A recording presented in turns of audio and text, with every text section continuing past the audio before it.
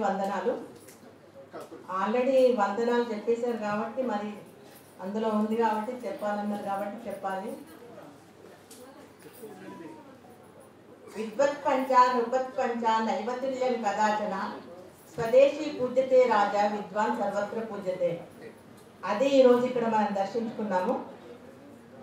శ్రీమతి అరుణ గారి చేతనా శిల్పం పుస్తకావిష్కరణ సభకు వచ్చినటువంటి బంధువులు, మిత్రులు, స్నేహితులు, శ్రేయోభిలాషులు, మరి అక్షర ప్రేమికులు, వేదిక మీద ఉన్నటువంటి అందరికీ కూడా పేరు పేరున ధన్యవాదాలు తెలుపుతున్నాను.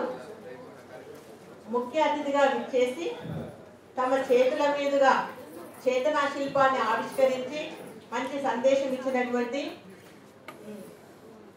వైస్ ఛాన్సలర్ పొట్టి శ్రీరాములు తెలుగు విశ్వవిద్యాలయం గారు డాక్టర్ వెలుదండ నిత్యానందరావు గారికి కృతజ్ఞతాపూర్వక వందనాలు.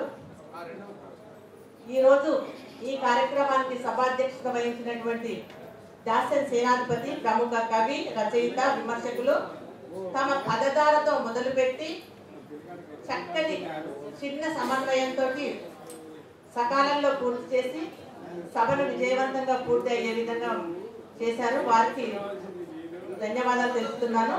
అదేవిధంగా ఆత్మీయ అతిథులుగా పాల్గొన్నటువంటి అసిస్టెంట్ ప్రొఫెసర్ ఉస్మానియా విశ్వవిద్యాలయం డాక్టర్ ఎన్ రఘు గారు, కవులు, రచయిత, మంచి విమర్శకులు కూడా వీరు. అదేవిధంగా డాక్టర్ రూప్ కుమార్ దబ్బికార్ గారు ప్రముఖ కవి, రచయిత, అనువాదకులు, మంచి అనువాదకులు. మొన్ననే సాటి పుస్తకము లక్ష్మీబాయి కథలు ఆవిష్కరణ జరిగింది. వారికి కృతజ్ఞతాపూర్వక వందనాలు తెలియజేస్తున్నాను సభాముఖంగా. అదేవిధంగా నారీ శిరోమణి అందరికీ స్ఫూర్తిదాయకంగా నిలిచినటువంటి వారు డాక్టర్ కొండపల్లి నిహారిణి గారికి కృతజ్ఞతాపూర్వక వందనాలు.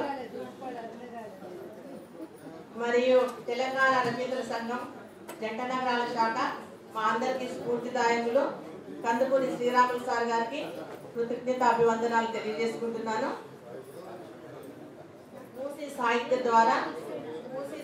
ద్వారా మరియు తెలంగాణ రచయితల సంఘానికి కృతజ్ఞతాభివందనాలు తెలియజేసుకుంటూ అందరికీ పేరు పేరున మరొకసారి కృతజ్ఞతాభివందనాలు తెలియజేసుకుంటూ ఈ కార్యక్రమం ఇంతటితో ముగించబడిందని చెప్పి తెలియజేస్తున్నాను.